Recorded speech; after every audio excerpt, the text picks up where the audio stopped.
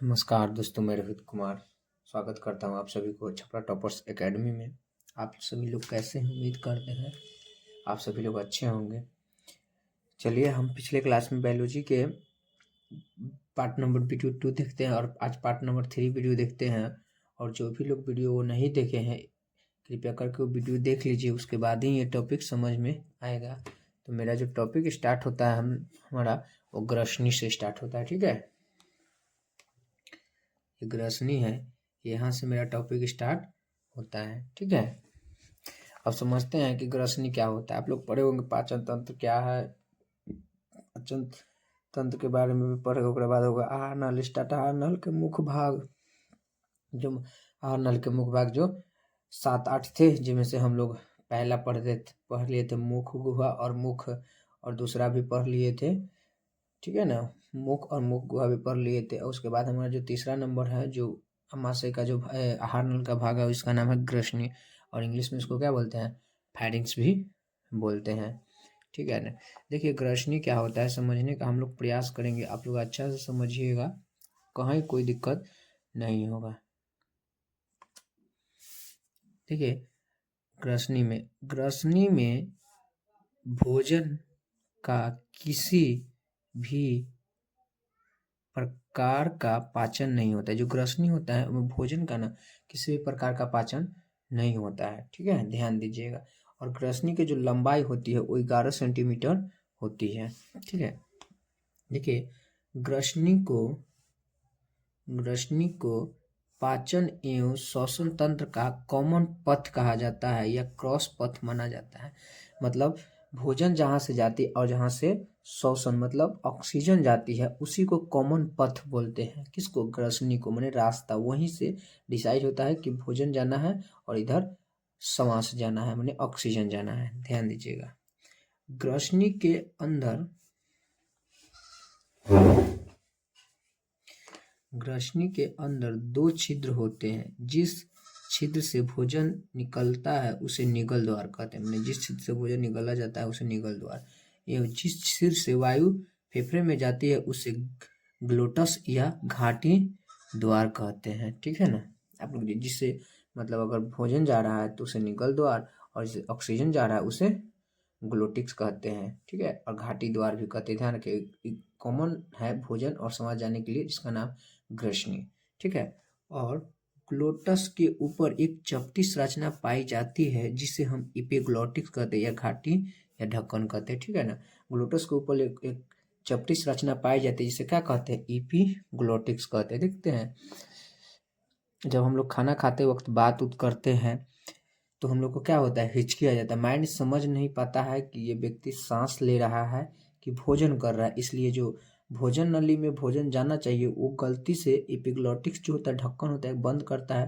तो जब हम भोजन लेते हैं तो श्वास नली बंद रहती है, मगर जब हम भोजन खाते टाइम बात भी करते हैं तो दिमाग को समझ नहीं पाता है कि ये बंदा मतलब खा रहा है कि बात कर, इसलिए गलती से भोजन नली को क्या करता है? एपिग्लोटिक्स बंद कर देता है और श्वास नली को खोल देता है, जिसके कारण उनमें भोजन जाता है ना, जिसके कारण हम लोगों को क्या होता है? हिचकी आने लगता है श्वास नली में।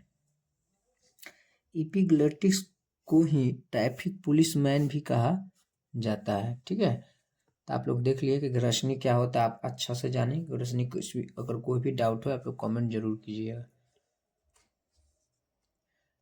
आगे हम लोग थोड़ा देखते हैं।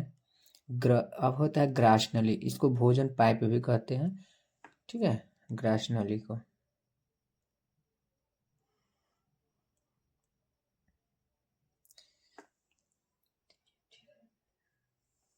देखिए, ग्रास नली इसको इंग्लिश में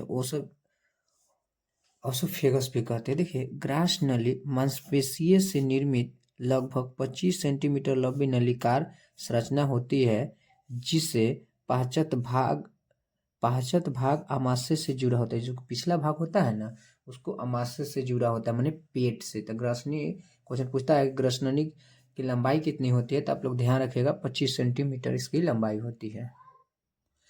अभी हम लोग देखें ग्रास नली के बारे में कि ग्रास नली की लंबाई कितना होता है? 25 सेंटीमीटर। का कोई पाचन नहीं होता है, देखिए ध्यान से। और ये अमाशय से, इसका पक्ष भाग जो अमाशय माने पेट से जुड़ी होती है। देखिए, ग्रसनी में भोजन का किसी भी प्रकार का पाचन नहीं होता। ग्रसनी में भोजन का किसी भी प्रकार का पाचन नहीं होता है, याद रखिएगा। ग्रसनी में कर्माकुचन गति होती है, जिसके वजह से भोजन को आमाशय में धकेला जाता है।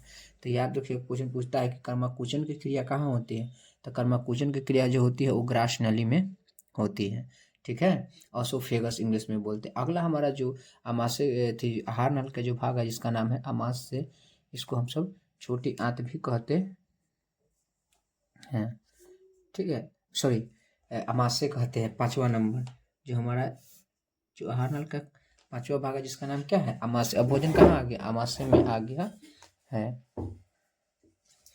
देखिए, आमाशय के बारे में समझते हैं हम लोग। यह उदर गुहा के बाईं तरफ स्थित होता है, मतलब आमाशय जो होता है उदर गुहा के बाईं तरफ स्थित होता है। यह आहार नल का सबसे चौड़ा भाग है, ठीक है।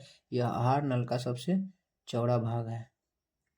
आगे देखते हैं, यह थैले के समान पेशीय संरचना है।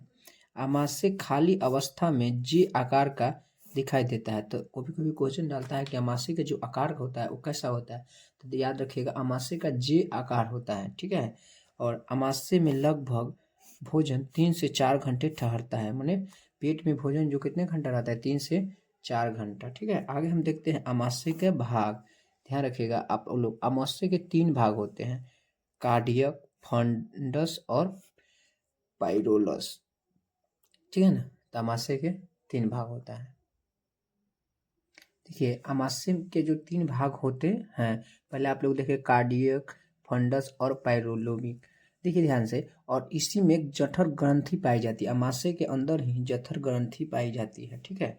अब देखिए जठर ग्रंथि क्या होता है। आमाशय की दीवारों पर लगभग 25 मिलियन अति सूक्ष्म नलिकाएं जठर ग्रंथियां में पाई जाती है, मैंने 35 मिलियन, समझ रहे, एकदम अति छोटे छोटे छोटे छोटे उसके आमाशय की जो दीवार होती है ना उसमें चिपका हुआ रहता है, कौन, जठर ग्रंथि। आगे देखते हैं, अब जरा जठर ग्रंथि जो है, जिन से प्रतिदिन 2 से 3 लीटर जठर रस निकलता है। तो जठर ग्रंथि से क्या निकलता है, 2 से 3 लीटर प्रतिदिन जठर रस निकलता है। तो ध्यान रखिएगा, प्रतिदिन मतलब डेली 2 से 3 लीटर जठर रस निकलता है। कभी कभी क्वेश्चन पूछता है। और जठर रस का पीएच मान लगभग 1.5 पे एवं प्राकृतिक प्रबल अम्लीय होती है। मतलब प्राकृतिक जठर रस कैसा होता है, क्षारीय होता है कि अम्लीय, तो अम्लीय होता है। प्राकृतिक प्रबल मतलब स्ट्रॉन्ग एसिड होता है एकदम जठर रस, ठीक है। आगे हम लोग देखते हैं जठर रस का रासायनिक संगठन। जठर रस का रासायनिक संगठन मतलब इसका रासायनिक संगठन क्या है, मतलब इसमें से क्या क्या केमिकल चेंजिंग होता है, केमिकल चेंज निकलता है। देखिए, तो 99% क्या होता है, जल होता है। और इसमें से हाइड्रो क्या होता है, HCl अम्ल निकलता है, रेनिन एंजाइम निकलते हैं, पेप्सिन एंजाइम निकलते हैं, जठर लाइपेज एंजाइम निकलते हैं। कहाँ से, जठर रस से। तो इतने इतने चीज बाहर आते हैं, किससे, जठर रस से। आगे देखते हैं हम लोग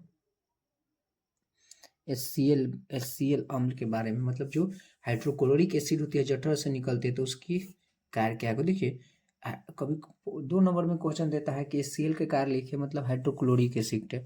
तो भोजन को सड़ने से यह बचाता है, भोजन को सड़ने से ये बचाता है। दूसरा, भोजन में से बैक्टीरिया को नष्ट कर देता है। भोजन को सड़ेगा अगर पेट में तो उसको बचाने का काम HCl करता है। और भोजन में कोई बैक्टीरिया गलती से चल गया है तो उसको नष्ट करने का काम कौन करता है, HCl करता है। उसके बाद देखिएगा, भोजन की प्रकृति को अम्लीय बनाता है, माने भोजन जो भी प्रकृति होती है पेट में क्या होता है, एसिडिक नेचर के बनाता है। और निष्क्रिय एंजाइम को सक्रिय करता है। कोई एंजाइम है हमारे बॉडी के अंदर, वो काम नहीं कर रहा है तो उस पर HCl जाके उसको क्या कर देगा, जगा देगा, तो सक्रिय होगा, तो भोजन को पचाने में क्या करता है, मदद करता है। तो ये HCl का कार्य है जो 5 नंबर में भी देता है और 2 नंबर में भी पूछता है। आप लोग ध्यान दीजिएगा। और देखते हैं HCl के बारे में, हाइड्रोक्लोरिक एसिड, ध्यान से समझिए आप लोग।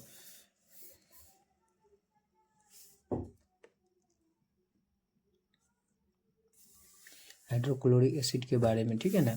देखिए, HCl का स्रावन आमाशय में स्थित विशेष प्रकार की कोशिकाओं से होता है। HCl जब निकलता है ना तो आमाशय में जो श्रेणी एक विशेष प्रकार का क्या होता है, कोशिका, जिन्हें पैराइटल कोशिका या ऑक्सीटियल कोशिका कहा जाता है, जहाँ से मतलब HCl के जो विशेष कोशिका HCl का स्रावन अमाशय में स्थित विशेष प्रकार की कोशिकाओं से होता है, उसे पाराइटल कोशिका कहते हैं। मैंने पाराइटल कोशिका है ना, उसी में से HCl अम्ल का मैंने हाइड्रोलिक अम्ल का क्या होगा, स्राव होगा।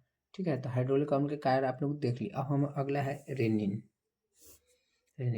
यह केवल बच्चों में निकलता है। रेनिन जो होता है वो सिर्फ बच्चों में निकलता है। यह एंजाइम दूध में उपस्थित केसिन नामक प्रोटीन को कैल्शियम पैराकेसिनेट में परिवर्तन कर देता है। मतलब ठीक है ना, रेनिन एंजाइम जो होता है दूध से दही बना देगा। सीधा इसका यही लॉजिक है कि दूध से क्या बना देगा, वो दही बना देगा। कौन, रेनिन।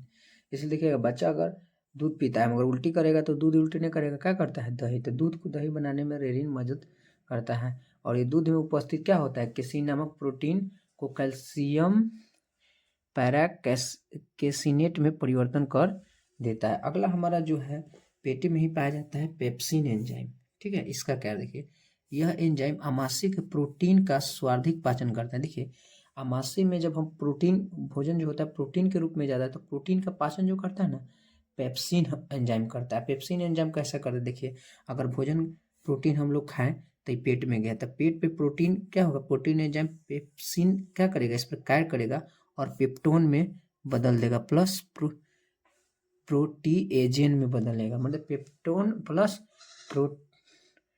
प्रोटीएजेन। ठीक है, मतलब पेप्सिन एंजाइम कार्य करके पेप्टोन और प्लस पेप्सोजेन में बदल देता है। तो ध्यान रखिएगा, प्रोटीन हमारा जो पेट में प्रोटीन का पाचन होता है वो कौन करता है, पेप्सिन एंजाइम करता है। प्रोटीन जिसे हम गया बॉडी के अंदर और उस पर पेप्सिन जाके एंजाइम कार्य किया तो कथी में बदल दिया, पेप्टोन में और प्लस प्रोटीएजेन में। ठीक है, ध्यान रखिएगा, क्वेश्चन पूछता भी है कि हमारे अमाशय में प्रोटीन का पाचन कौन करता है, पेप्सिन एंजाइम करता है। और जब इन्हें पाचन कर देता है क्या बनता है, पेप्टोन में बदलता है और प्रोटीएजेन में। ठीक है, आगे देखते हैं, क्वेश्चन पूछा हुआ है। ठीक है, आगे हम देखते हैं जठर लाइपेज माने वासा। यह एंजाइम अमाशय में वासा का पाचन की शुरुआत करता है। देखिए, हम लोग को वासा जो हम लोग फैट लेते हैं वो हमारे पेट में पचता नहीं है, वो छोटी आंत में पड़ता है, अमाशय में नहीं पड़ता है, वो छोटी आंत में पड़ता है। मगर यहाँ से लाइपेज शुरुआत करता है, जिससे लिपिड्स होता है, जिसे वासा लिए हम, उस पर गैस्ट्रिक लाइपेज काम करके डाइग्लिसराइड प्लस मोनोग्लिसराइड में ये क्या करता है, बदल देता है, डाइग्लिसराइड और मोनोग्लिसराइड में। और यहाँ से जाके अब छोटी आंत में कार्य होगा, तब जाके वासा का क्या होगा, पूर्ण पाचन होता है। तो वासा का पाचन समझिए तो छोटी आंत में ही होती है, पेट में शुरुआत होगा। मगर प्रोटीन का पाचन पेट में भी होता है और छोटी आंत में भी होता है। पेट में पाचन क्या होता है, पेप्सोजाइन एंजाइम जो पेप्टोन प्लस प्रोटीएजेन में क्या कर देता है, बदल देता है। ठीक है, आगे देखिए, हम लोग देखते नोट में थोड़ा देखते हैं। प्रोटीन का स्वार्धिक पाचन अमाशय में हो जाता है। प्रोटीन जो होता है स्वार्धिक पाचन अमाशय में हो, कुछ जो बच्चा खासा रहता है वो छोटी आंत में होता है। वासा का पाचन की शुरुआत अमाशय में होती है। वासा का जो पाचन का शुरुआत कहाँ से होता है, अमाशय से होता है। अमाशय में भोजन का सामान्य पाचन होता है, मतलब सामान्य मतलब नॉर्मल पाचन अमाशय में भोजन का होता है, मगर पूर्ण पाचन जो होता है वो छोटी आंत में होता है। अमाशय के दीवार पर श्लेष्मा कोशिकाओं का आवरण पाया जाता है, जो अमाशय के HCl को प्रभाव से बचाती है। देखिए, अमाशय है ना, उसको दीवार पर छोटा छोटा क्या पाया जाता है, श्लेष्मा कोशिकाएं पाया जाता है, जो HCl के प्रभाव से, मतलब देखिए, अगर श्लेष्मा को नहीं पाया जाएगा तो जो HCl है वो क्या कर सकता है, वहाँ पे मतलब फैल जाएगा, तो उसमें मतलब क्या हो सकता, खराब हो सकता है, पेट में भोजन नहीं पच सकता है HCl के कारण। इसलिए श्लेष्मा उसको क्या करता है, HCl के प्रभाव से बचाता है, ध्यान दीजिएगा। और अमाशय में पाचन के बाद भोजन को काइम के नाम से जाना जाता है। याद रखिएगा, जब भोजन क्वेश्चन पूछता है कि अमाशय में जो भोजन रहता है उसको क्या कहते हैं, तो काइम कहते हैं। और काइम जो होता है प्राकृतिक अम्लीय होते हैं। तो पेट में जो भोजन रहता है उसे क्या कहते हैं, अम्लीय। जब यहाँ से पूर्ण भोजन पच जाता है, 2-3 घंटा यहाँ पे भोजन आता है, उसके बाद जो भोजन जाता है वो छोटी आंत में जाता है। तो ध्यान रखिएगा, छोटी आंत।